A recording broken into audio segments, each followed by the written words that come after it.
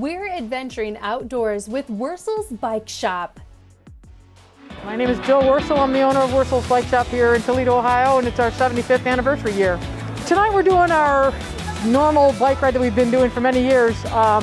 It's called the Mini Tour de Fat, and we're doing a scavenger hunt bike ride tonight.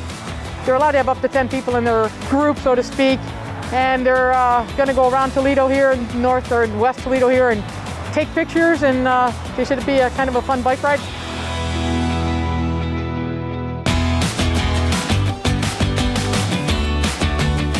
To be honest with you, I didn't do anything for a while in the beginning just because it wasn't feasible to do it, and everybody kept calling, and obviously on your bicycle you still have your 6-foot social distancing.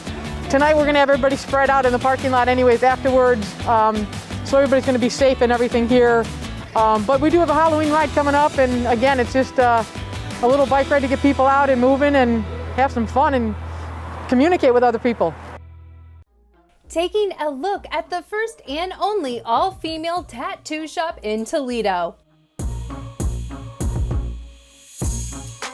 Hey everyone, it's Allie and Jordan with Trendy in Toledo, and our scenery is a little different today. We are at local tattoo shop, The Brick House, with owner Jordan Wilkins. Tell us a little bit about your tattoo shop.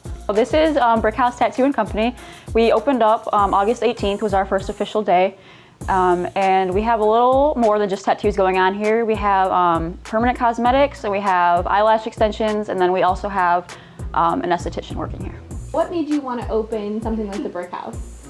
I've heard too many like horror stories from females about during their tattoo sessions they'll be inappropriately touched or they'll have negative comments towards them. So I just feel like having all females, like not only do you have that additional comfort, it's a industry that's normally dominated by males, so I feel like just to have that like female power, you know, it's not as common, and it just shows that like women can do things like just as good as men can do. Tattooing is like a super intimate thing, you know, so I feel like the more comfortable that you are, the more that you're able to be relaxed, you're really able to like soak up that whole, like the true intimacy of the experience.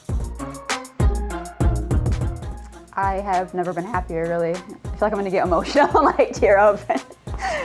Sorry. Yeah, I've just like worked really hard for this place. So it's just like awesome being able to like be my own boss and like come, and it's just like such a welcoming environment.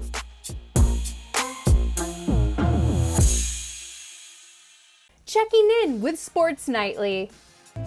This summer, organized baseball celebrated the 100th anniversary of the formation of the Negro Leagues. And in August, we showed you the important role Toledo played from the very earliest days of black baseball, including hosting 3 different Negro League teams.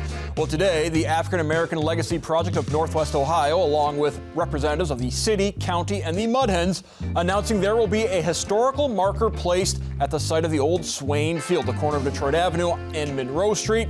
That is where the Toledo Tigers, the Toledo Crawfords, and the Toledo Cubs all played their home games, and was also the site of numerous barnstorming games featuring the best players of the Negro Leagues.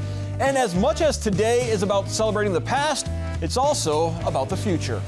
We want the community to celebrate 100 years of our effort, and from the time that Jackie Robinson first broke the color barrier to now, you know, we've seen the change, but we shouldn't forget from whence we came.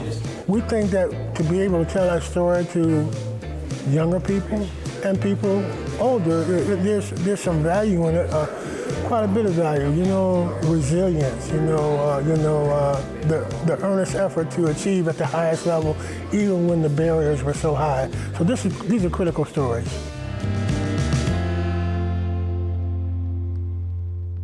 And honoring our teachers for November's Classroom Hero. Here you go. Hi, I'm Mandy Brighty. I'm a 6th grade teacher here at Martin Luther King Jr. Academy for Boys. My favorite part about being a teacher is the relationships that I have with my students. I mean, I just saw a student from a couple years ago, and he's like, "Hi, Miss Brighty," and I couldn't believe how tall he was. And I'm hoping that I'm making some type of an impact, and I'm hoping I'm helping them learn and become better people. I mean, that's all we can hope for. I mean, as teachers, we want to change the world, and I'm hoping that I'm doing that a little by little. So you were nominated by Carrie, and if it's okay, I would love to read her nomination. Sure. So she said, Amanda has gone above the call of duty to help new teachers. This is the second year in a row that Mandy has partnered with new teachers to our building. She always offers to introduce the curriculum and guidance as to what the 6th grade boys need at our school. She is patient and, in my opinion, is an example of why teachers are heroes to not only her students, but also her colleagues.